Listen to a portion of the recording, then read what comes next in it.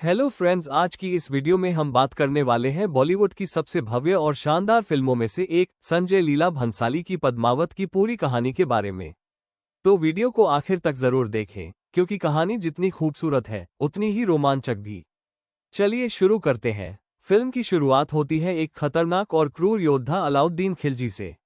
रणवीर सिंह द्वारा निभाया गया ये किरदार सत्ता के लिए कुछ भी कर सकता है, धोखा, हत्या, विश्वासघात, सब कुछ। वो अपने ससुर जलालुद्दीन खिलजी की हत्या कर दिल्ली की गद्दी पर कब्जा कर लेता है।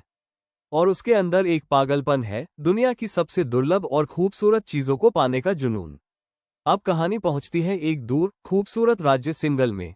यहीं रहती है राजकुमारी पद्मावती, जिन्हें दीपिका पादुकोण ने निभाया है। वो सिर्फ खूबसूरत ही नहीं बल्कि बुद्धिमान और योद्धा भी है। यहाँ उनकी मुलाकात होती है मेवाड़ के राजा रावल रतन सिंह शाहिद कपूर से। दोनों के बीच प्यार पनपता है और पद्मावती शादी करके मेवाड़ चली आती है। मेवाड़ की शान, मर्यादा और संस्कार पूरे राजपाट में मशहूर है। सब कुछ शांति से चल रहा होता है, तभी आता है कहानी में मोड़। दरबार का कवि राघव चेतन, जिसे उसके अपराधों के कारण मेवाड़ से निकाल दिया जाता है, बदले की आग में जलते हुए वो दिल्ली पहुंचता है और खिलजी के कानों में फूंक मारता है, मेवाड़ की रानी पद्मावती दुनिया की सबसे खूबसूरत रानी है। बस यहीं से खिलजी के दिमाग में पागलपन सवार हो जाता है। वो किसी भी कीमत पर पद्मावती को देखना चाहता है।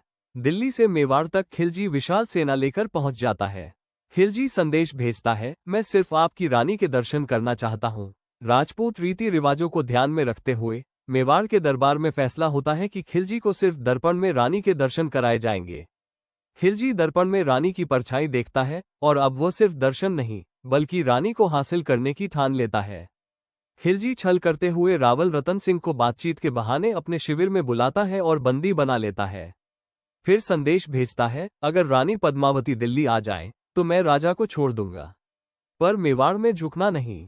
ये संस्कार है। रानी पद्मावती एक बुद्धिमान योद्धा रानी है।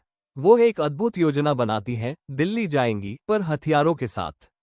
राजपूत योद्धा महिलाओं के साथ कई पालकियां दिल्ली पहुंचती है। दिल्ली की दीवारों के बाहर वे रणनीति बनाकर रावल रतन सिंह को छुड़ा लेती है।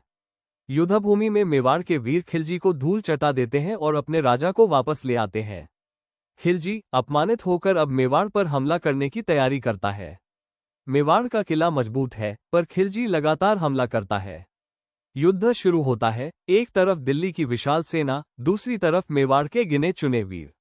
रावल रतन सिंह एक एक कर दुश्मनों को मौत की नींद सुला देते हैं, पर खिलजी की सेना पीछे से कायराना वार करती है और रावल रतन सिंह वीरगति को प्राप्त हो जाते हैं। रानी पद्मावती और मेवाड़ की सभी राजपूत महिलाएं जानती हैं कि खिलजी के हाथों में जाना मौत से भी बदतर है। राजा की शहादत के बाद रानी फैसला लेती है, जौहर का। हजारों रानियां, महिलाएं और वीरांगनाएं मशालों के साथ जौहर कुंड की ओर बढ़ती है।